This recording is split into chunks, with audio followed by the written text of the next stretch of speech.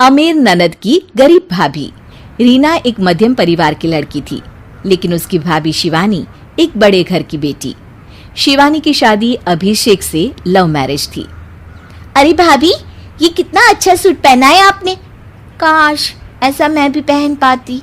अरे क्यों नहीं रीना, वैसे भी तुम्हारा और मेरा नाम तो एक ही है, जब मन करे पहन लेना।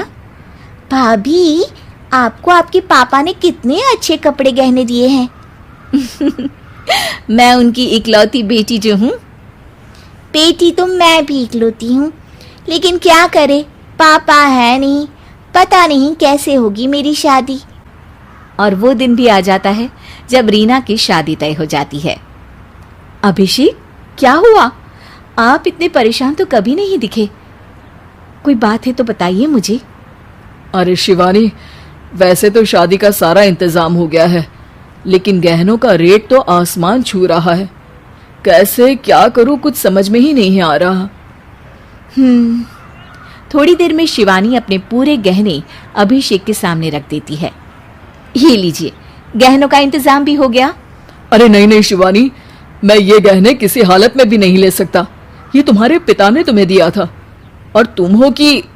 रीना की शादी धूमधाम से होती है और अब वो बड़े घर की बहू बन जाती है। वहीं रीना की शादी के बाद शिवानी और अभिषेक उसकी शादी के कर्जों से डूब जाते हैं।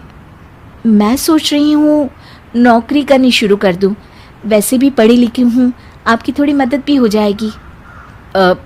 वैसे शिवानी, कुछ दिन कर लो तो अच्छा ही होगा, क्योंकि ज़रूरत भी है।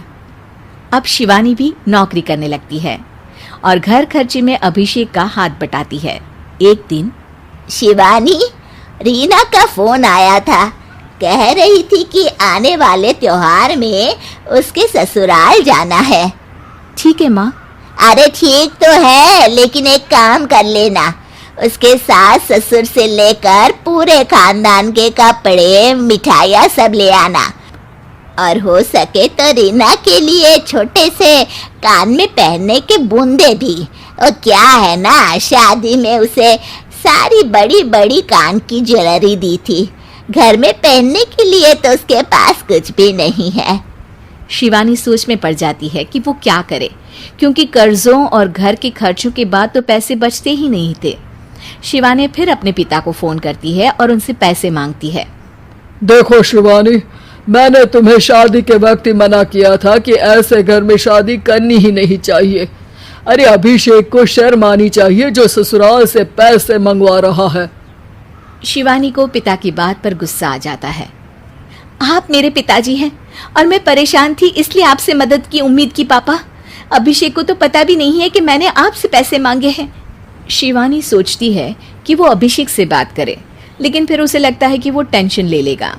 तभी शिवानी की नजर हाथ के कंगन पर पड़ती है। सीधे बाजार जाती है और उसे बेचकर ननद के घर ले जाने का सारा सामान लेकर आती है और सास के सामने रख देती है। हाँ ठीक है, लेकिन फल थोड़े और अच्छी क्वालिटी के होने चाहिए थे। शिवानी कुछ नहीं कहती, वहां से चली जाती है। एक दिन शिवानी, रीना का फोन आया था, बहुत रो रही थी। क्यों माँ, क्या हुआ? सब ठीक तो है ना उसके ससुराल में? अरे तूने तो उसकी नाक ही कटवा दी। अब मैंने क्या कर दिया माँ?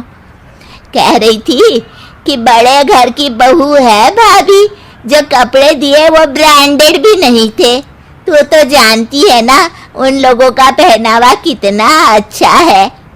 तू तो मेरी बेटी का भला कभी सोचती नहीं। हाय भगवान, अरे बड़े घर की बहू है, इसी बात की जलन है ना तुझे? लेकिन याद रख, मेरी बेटी का सोचने के लिए भगवान है। तुम लोग कभी उसका बुरा नहीं कर पाओगे। अब शिवानी के मन में सवाल था कि क्या ईश्वर सिर्फ रीना के साथ है, उसके साथ नहीं? लेकिन उसे सुकून था कि वो अभिषेक के साथ उसकी जिम्मेदारियों को निभाने में बराबरी की हकदार है। शिवानी वहां से चली जाती है। वो सास से कुछ नहीं कहती, क्योंकि अमीर घर की बहू बनकर रीना को भले ही सुकून ना हो, लेकिन गरीब घर की बहू बनकर शिवानी खुश है, क्योंकि खुशी पैसों से नहीं, परिस्थितियों पर निर्भर करती है।